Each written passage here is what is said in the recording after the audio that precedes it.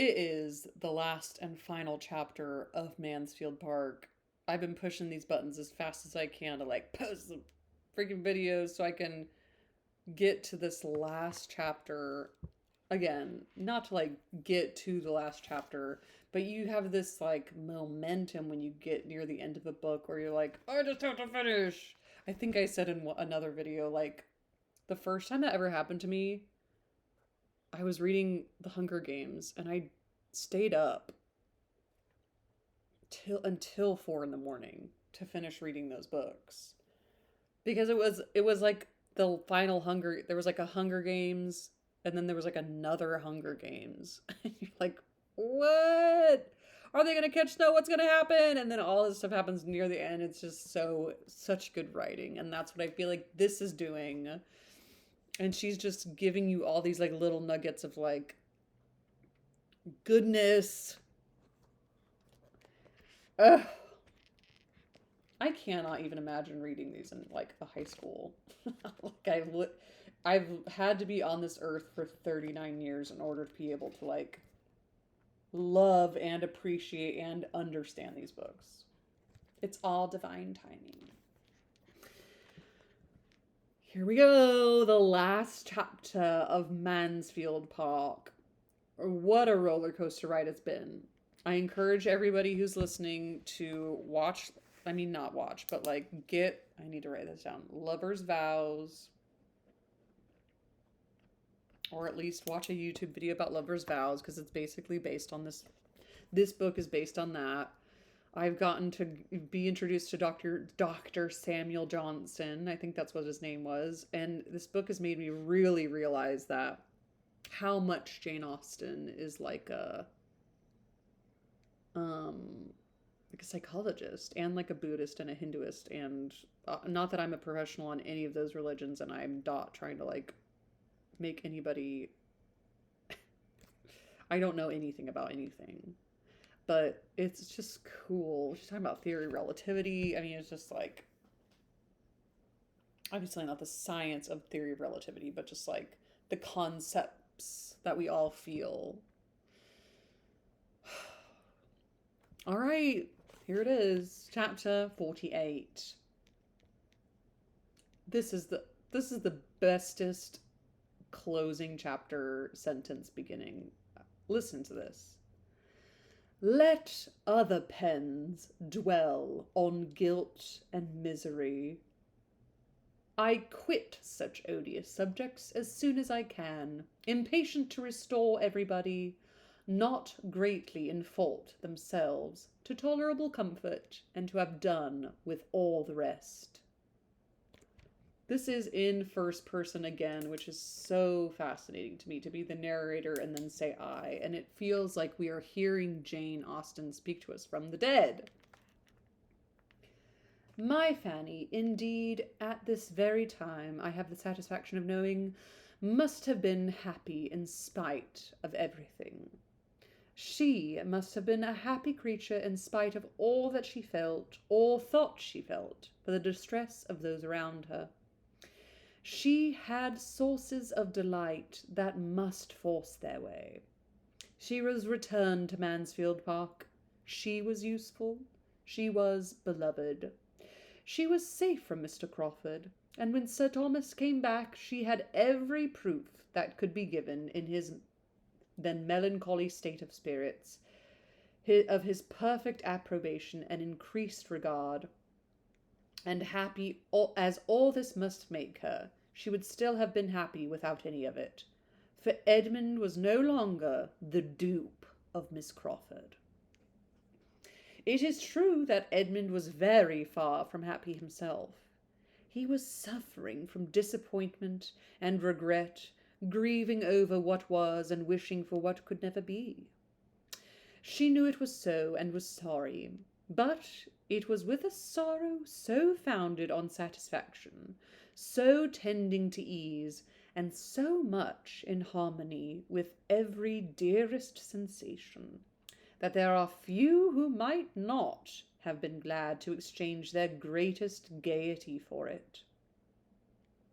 Sir Thomas, poor Sir Thomas, a parent, and conscious of errors in his own conduct as a parent, was the longest to suffer.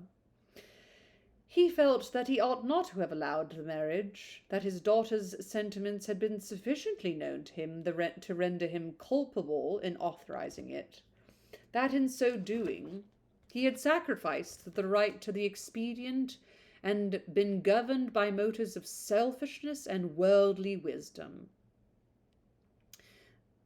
Is he talking about Rushworth? He's talking about Mr. Rushworth and Maria. These were reflections that required some time to soften, but time will do almost everything. Time will do almost everything. Oh my God. And though little comfort arose on Mrs. Rushworth's side for the misery she had occasioned, comfort was to be found greater than he had supposed in his other children. Julia's match became a less desperate business than he had considered it at first. She was humble and wishing to be forgiven, and Mr. Yates, desirous of being really received into the family, was disposed to look up to him and be guided. He was not very solid, but there was a hope of his becoming less trifling, of his being at least tolerably domestic and quiet, and at any rate there was a comfort in finding his estate rather more and his debts much less than he had feared, and in being consulted and treated as the friend best worth attending to. There was comfort also in Tom, who gradually regained his health, without regaining the thoughtlessness and selfishness of his previous habits. He was the better forever for his illness. He had suffered, and he had learned to think. Two advantages that he had never known before. He learned to think. And the self-reproach arising from the deplorable event in Wimpole Street, to which he felt himself accessory by all the dangerous intimacy of his unjustifiable theatre, made an impression on his mind which, at the age of 26, with no want of sense or good companions, was durable in its happy effects. He became what he ought to be, useful to his father, steady and quiet, and not living merely for himself. Here was comfort indeed, and quite as soon as Sir Thomas could place dependence on such sources of good, Edmund was contributing to his father's ease by improvement in the only point in which he had given him pain before, improvement in his spirits. After wandering about and sitting under trees with Fanny all the summer evenings, he had so well talked his mind into submission as to be very tolerably cheerful again. These were the circumstances and the hopes which gradually brought their alleviation to Sir Thomas, deadening his sense of what was lost, and in part reconciling him to himself, though the anguish arising from the conviction of his own errors in the education of his daughters was never to be entirely done away. Too late he became aware how unfavourable to the character of any young people must be the totally opposite treatment which Maria and Julia had been always experiencing at home, where the excessive indulgence and flattery of their aunt had been continually contrasted with his own severity. He saw how ill he had judged in expecting to counteract what was wrong in Mrs. Norris by its reverse in himself. Clearly saw that he had but increased the evil by teaching them to repress their spirits in his presence, so as to make their real disposition unknown to him, and sending them for all of their indulgences to a person who had been able to attach them only by the blindness of her affection and the excess of her praise. Here had been grievous mismanagement. But, bad as it was, he gradually grew to feel that it had not been the most direful mistake in his plan of education. Something must have been wanting within, or time would have worn away much of its ill effect. He feared that active principle, had been wanting, that they had never been properly taught to govern their inclinations and tempers by that sense of duty which can alone suffice. They had been instructed theoretically in their religion, but never required to bring it into daily practice. To be distinguished for elegance and accomplishments, the authorized objects of their youth, could have had no useful influence that way, no moral effect on the mind. He had meant them to be good, but his cares had been directed to the understanding and manners, not the disposition. And of the necessity of self-denial and humility, he feared they had never heard from any lips that could profit them. And bitterly did he deplore a deficiency which now he could scarcely comprehend to have been possible. Wretchedly did he feel that with all the cost and care of an anxious and expensive education, he had brought up his daughters without their understanding their first duties, or his being acquainted with their character and temper. The high spirit and strong passions of Mrs. Rushworth especially were made known to him only in their sad result. She was not to be prevailed on to leave Mr. Crawford. She hoped to marry him, and they continued together till she was obliged to be convinced that such hope was vain, and till the disappointment and wretchedness arising from the conviction rendered her temper so bad, and her feelings for him so like hatred, as to make them for a while each other's punishment, and then induce a voluntary separation. She had lived with him to be reproached as the ruin of all his happiness and Fanny, and carried away no better consolation in leaving him than that she had divided them. What can exceed the misery of such a mind in such a situation? Mr. Rushworth had no difficulty in procuring a divorce, and so ended a marriage contracted under such circumstances as to make any better end the effect of good luck not to be reckoned on. She had despised him and loved another, and he had been very much aware that it was so. The indignities of stupidity and the disappointments of selfish passion can excite little pity. His punishment followed his conduct, as did a deeper punishment the deeper guilt of his wife. He was released from the engagement to be mortified and unhappy till some other a pretty girl could attract him into matrimony again, and he might set forward on a second, and, it is to be hoped, more prosperous trial of the state. If duped, to be duped at least with good humour and good luck, while she must withdraw with infinitely stronger feelings to a retirement and reproach which could allow no second spring of hope or character. Where she could be placed became a subject of most melancholy and momentous consolation. Mrs. Norris, whose attachment seemed to augment with the demerits of her niece, would have had her received at home and countenanced by them all. Sir Thomas would not hear of it, and Mrs. Norris's anger against Fanny was so much the greater from considering her residence there as the motive.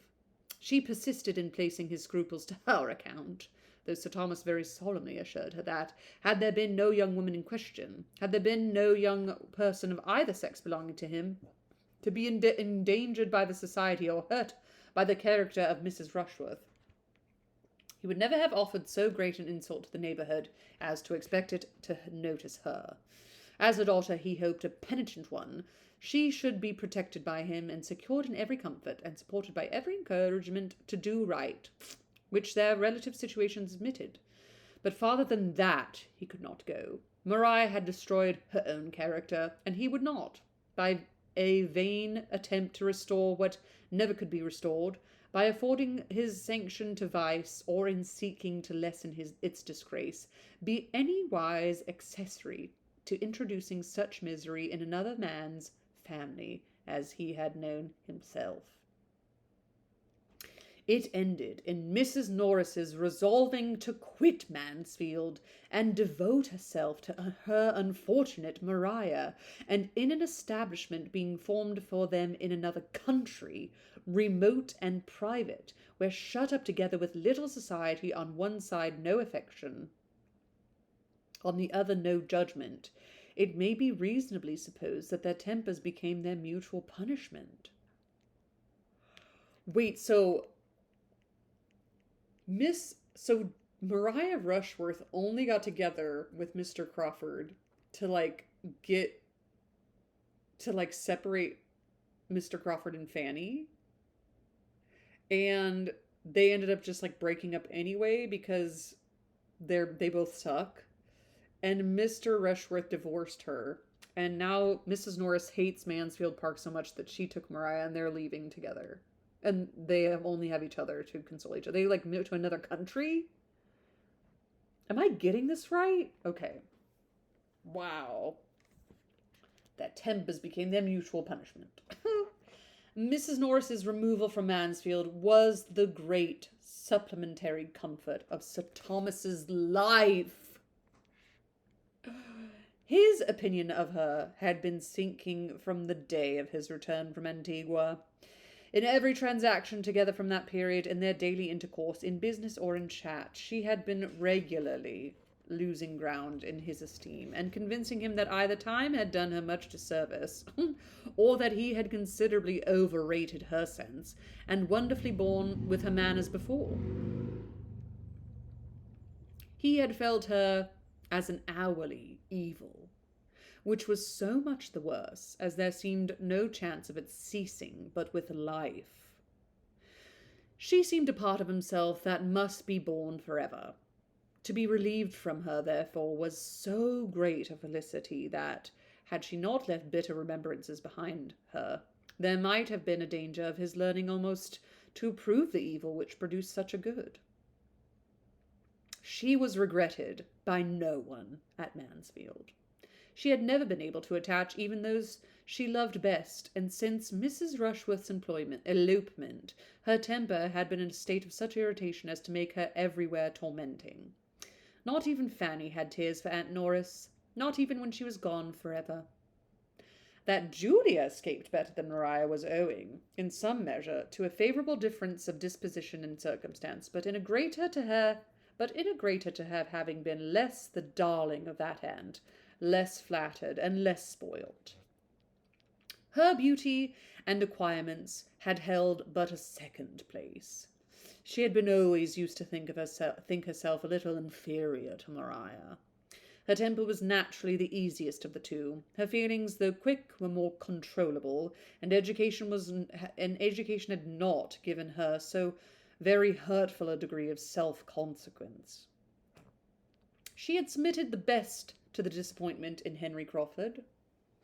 After the first bitterness of the conviction of being slighted was over, she had been tolerably soon in a fair way of not thinking of him again, and when the acquaintance was renewed in town, and Mr. Rushworth's house became Crawford's object, she had had the merit of withdrawing herself from it, and of choosing that time to pay a visit to her other friends, in order to secure herself from being again too much attracted. This had been her motive in going to her cousin's. Mr. Yates's convenience had had nothing to do with it. She had been allowing his attention some time, but with very little idea of ever accepting him, and had not her sister's conduct burst forth as it did, and her increased dread of her father and of home, on that event, imagining its certain consequence to herself would be greater severity and restraint, made her hastily resolve on avoiding such immediate horrors at all risks. It is probable that Mr. Yates would have never succeeded. She had not eloped with any worse feelings than those of selfish alarm. It had appeared to her the only thing to be done. Maria's guilt had induced Julia's folly. Henry Crawford, ruined by early independence and bad domestic example, indulged in the freaks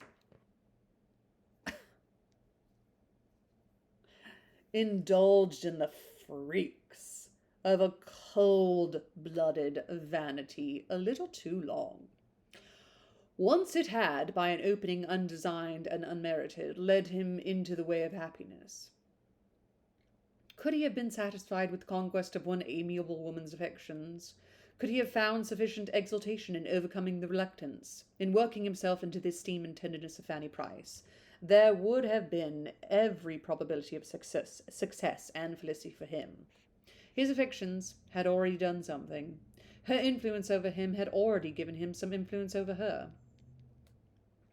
Would he have deserved more? There can be no doubt that more would have been obtained, especially when that marriage had taken place, which would have given him the assistance of her conscience in subduing her first inclination, and brought them very often together. Would he have persevered, and uprightly, Fanny must have been his reward, and a reward very voluntarily bestowed, within a reasonable period, from Edmund's marrying Mary.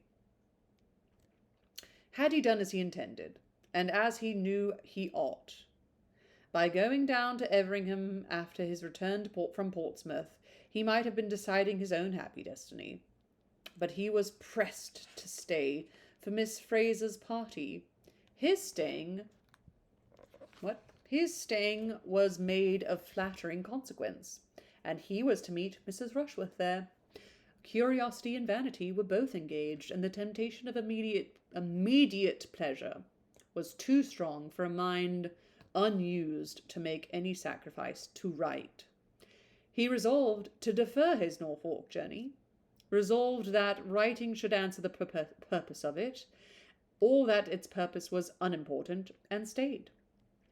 He saw Mrs. Rushworth, was received by her with a coldness which ought to have been repulsive, and have established apparent indifference between them forever. But he was mortified. He could not bear to be thrown off by the woman whose smiles who had been so wholly at his command. He must exert himself to subdue so proud a display of resentment. It was anger on Fanny's account. He must get the better of it, and make Mrs. Rushworth Maria Bertram again in her treatment of himself. In this spirit he began the attack, and by animated perseverance and soon re-established the sort of familiar intercourse, of gallantry, of flirtation, which bounded his views.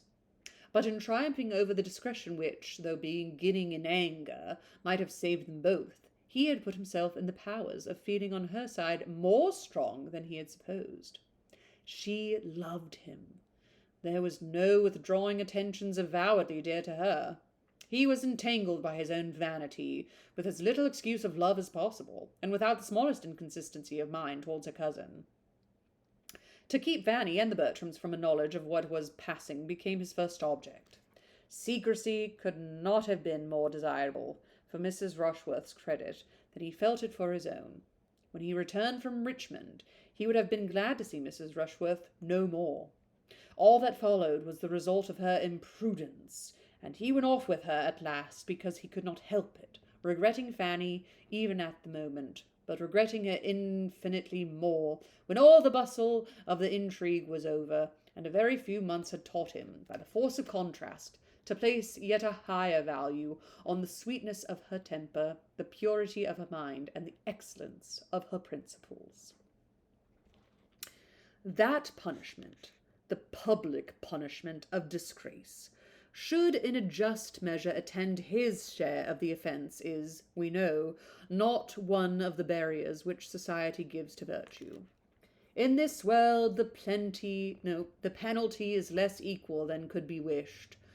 But without presuming to look forward to a juster opponent hereafter, we may fairly consider a man of sense like Henry Crawford to be providing for himself no small portion of vexation and regret.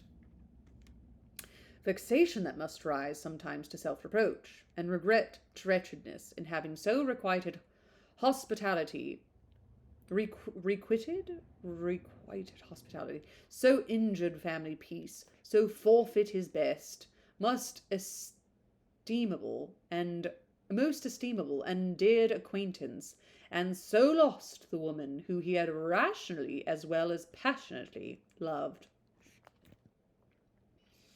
After what had passed to wound and alienate the two families, the countenance of the Bertrams and the Grants in such close neighbourhood would have been most distressing, but the absence of the latter, for some months purposely lengthened, ended very fortunately in the necessity, or at least the practicability of a permanent removal. Dr. Grant, through an interest on which he had almost ceased to form hopes, succeeded to a stall in Westminster, which, as affording on occasion for leaving Mansfield an excuse for residence in London, and an increase of income to answer the expenses of the change, was highly acceptable to those who went and those who stayed. Mrs. Grant, with a temper to love and be loved, must have gone with some regret from the scenes and people she had been used to, but the same happiness of disposition must in any place and any society secure her a great deal to enjoy, and she had again a home to offer Mary, and Mary had had enough of her own friends, enough of vanity, ambition, love, and disappointment in the course of the last half-year, to be in need of the true kindness of her sister's heart, and the rational tranquillity of her ways. They lived together, and when Dr. Grant had brought on apoplexy and death by 3 great institutionary dinners in 1 week, they still lived together. For Mary, though perfectly resolved against ever attaching herself to a younger brother again, was long in finding among the dashing representatives or idle heir apparents who were at the command of her beauty and her £20,000, anyone who could satisfy the better taste she had acquired at Mansfield, whose character and manners could authorize a hope of the domestic happiness she had there learned to estimate, or put Edmund Bertram sufficiently out of her head. Edmund had greatly the advantage of her in this respect. He had not to wait and wish with vacant affections for an object worthy to succeed her in them. Scarcely had he done regretting Mary Crawford, and observing to Fanny how impossible it was that he should ever meet with such another woman, before it began to strike him whether a different kind of woman might not do just as well, or a great deal better. Whether Fanny herself were not growing as dear, as important to him in all her smiles and all her ways, as Mary Crawford had ever been, and whether it might not be a possible and hopeful undertaking to persuade her that her warm and sisterly regard for him would be foundation enough for wedded love. I purposely abstain from dates on this occasion, that every one may be at liberty to fix their own, aware that the cure of unconquerable passions and the transfer of unchanging attachments must vary much as to time in different people. I only entreat everybody to believe that exactly at the time when it was quite natural as it should be so, and not a week earlier, Edmund did cease to care about Miss Crawford, and became as anxious to marry Fanny as Fanny herself could desire, with such a regard for her, indeed, as his had long been, a regard founded on the most endearing claims of innocence and helplessness, and completed by every recommendation of growing worth. What could be more natural than the change? Loving, guiding, protecting her, as he had been doing ever since her being 10 years old, her mind in so great a degree formed by his care, and her comfort depending on his kindness, an object to him of such close and peculiar interest, dearer by all his own importance with her than anyone else at Mansfield. What was there now to add, but that he should learn to prefer soft lights to sparkling dark ones, and being always with her, and always talking confidentially, and his feelings exactly in that favourable state which a recent disappointment gives, those soft lights could not be very long in obtaining the pre-eminence. Having once set out, and felt that he had done so on this road to happiness, there was nothing on the side of prudence to stop him or make him progress slow. No doubts of her deserving, no fears of opposition of taste, no need of drawing new hopes of happiness from dissimilarity of temper. Her mind, disposition, opinions, and habits wanted no half-concealment, no self-deception on the present, no reliance on future improvement. Even in the midst of his late infatuation, he had acknowledged Fanny's mental superiority. What must be his sense of it now, therefore? She was, of course, only too good for him, but as nobody minds having what is too good for them, he was very steadily earnest in the pursuit of the blessing, and it was not possible that encouragement from her should be long wanting. Timid, anxious, doubting as she was, it was still impossible that such tenderness as hers should not, at times, hold out the strongest hope of success, though it remained for a latter period to tell him the whole delightful and astonishing truth. His happiness in knowing himself to have been so long the beloved of such a heart must have been great enough to warrant any strength of language in which he could clothe it to her or to himself. It must have been a delightful happiness, but there was happiness elsewhere which no description can reach. Let no one presume to give the feelings of a young woman on receiving the assurance of that affection of which she had scarcely allowed herself to entertain a hope. Their own inclinations ascertained, there were no difficulties behind, no drawback of poverty or parent. It was a match which Sir Thomas's wishes had even forestalled. Sick of ambitious and mercenary connections, prizing more and more the sterling good of principle and temper, and chiefly anxious to bind by the strongest securities all that remained to him of domestic felicity, he had pondered with genuine satisfaction on the more than possibility of the two young friends finding their natural consolation in each other for all that had occurred of disappointment to either, and the joyful consent which met Edmund's application. The high sense of having realized a great acquisition in the promise of Fanny for a daughter formed just such a contrast with his early opinion of the subject when the poor little girl's coming had been first agitated. As time is for ever producing between the plans and decisions of mortals for their own instruction and their neighbours' entertainment.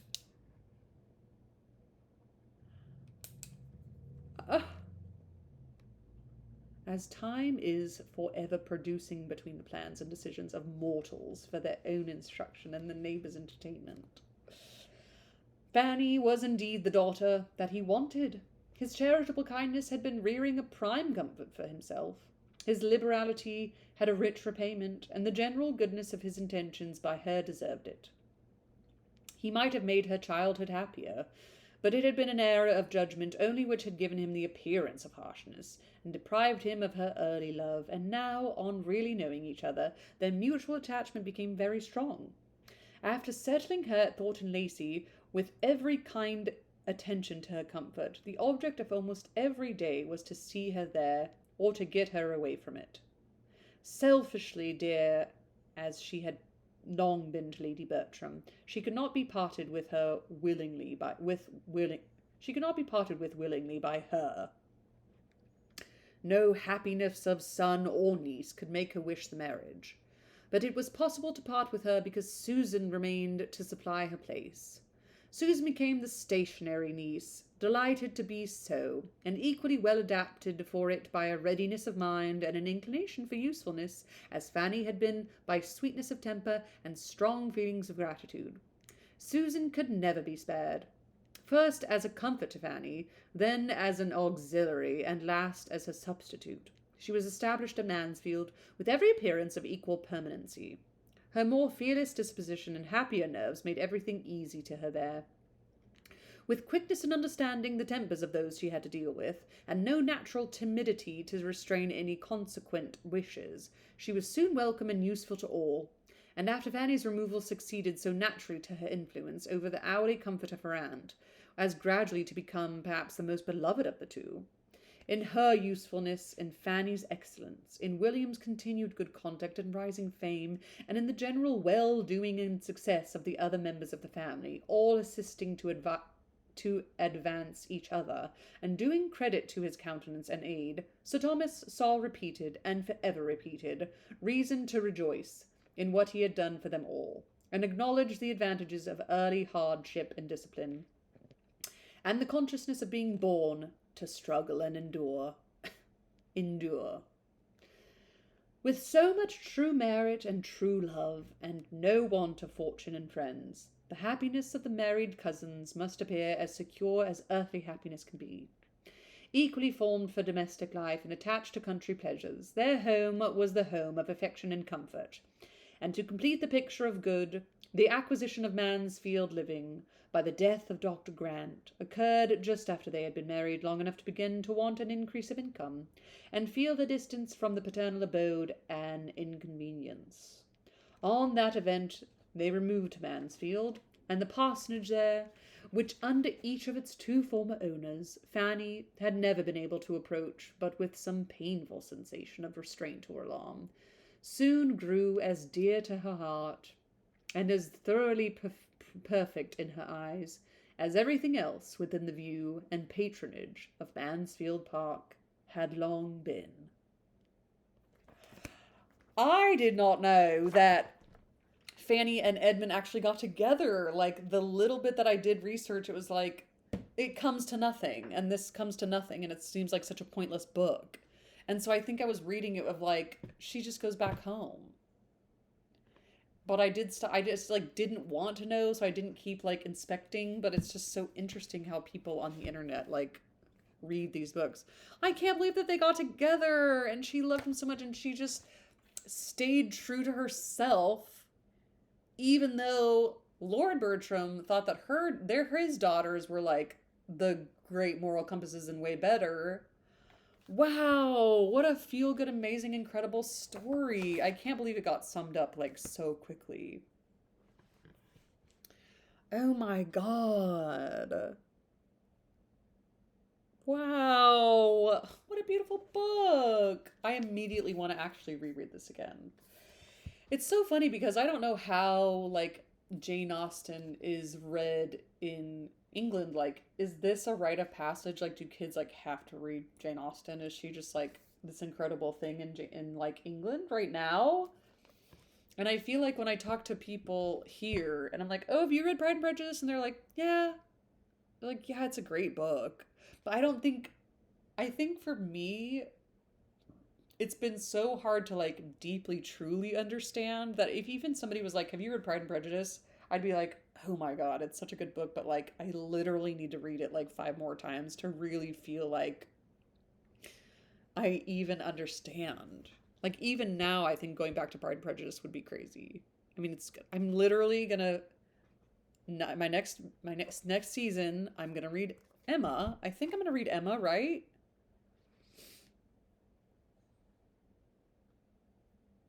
I think I'm going to read Emma next. I get confused on the Jane Austen.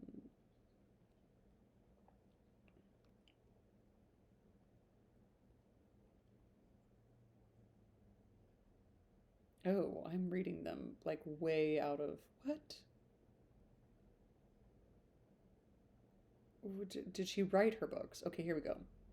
Oh, Northanger. Sense and Sensibility was begun in 1795. Then Pride and Prejudice was begun in 1796. Northanger Abbey began in 1798. This began in 1811. So I think I need to read Northanger Abbey next because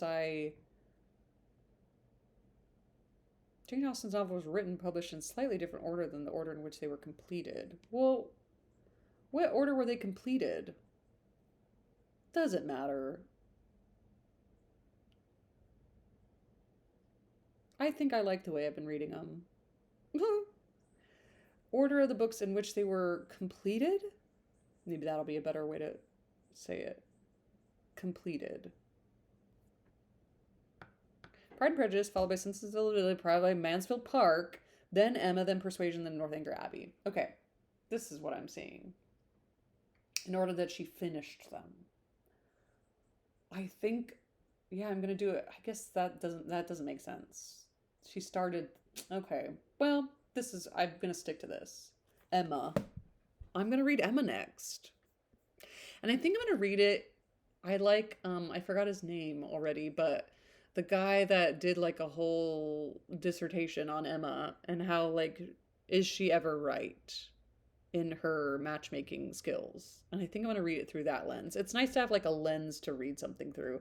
It's nice to have no lens to read anything through, even though I've like seen the movie. And I remember seeing it when it first came out, and I feel like the trailer made it like way more like whimsical and fun than like my as an adult watching it going like, yeah, it's all right. Maybe I'll watch it again. I didn't watch it all the way through. Wow, thank you all for joining me on this journey through Mansfield Park. I can't even believe it. I can't even believe that we're doing this and that I finished the third book and it was so amazing and beautiful. I'm going to go back and like mark the pages that I've underlined stuff so I can like really get a feel for like how amazing this book was, and I immediately want to reread it. I didn't know that they ended up together, and I'm so happy that they did. And I know it's creepy because they're cousins, but like, it's nice that Lord Bertram was like happy about it too. Because in the beginning, when she first did get there, he was like, "Ugh, I hope they don't get together." Foreshadowing Freddy. Ugh. All right, everybody. happy reading, and ta-ta for now. Join me next season as I read through Emma. Hopefully my out loud reading skills are getting better too. Who knows? Ta-ta!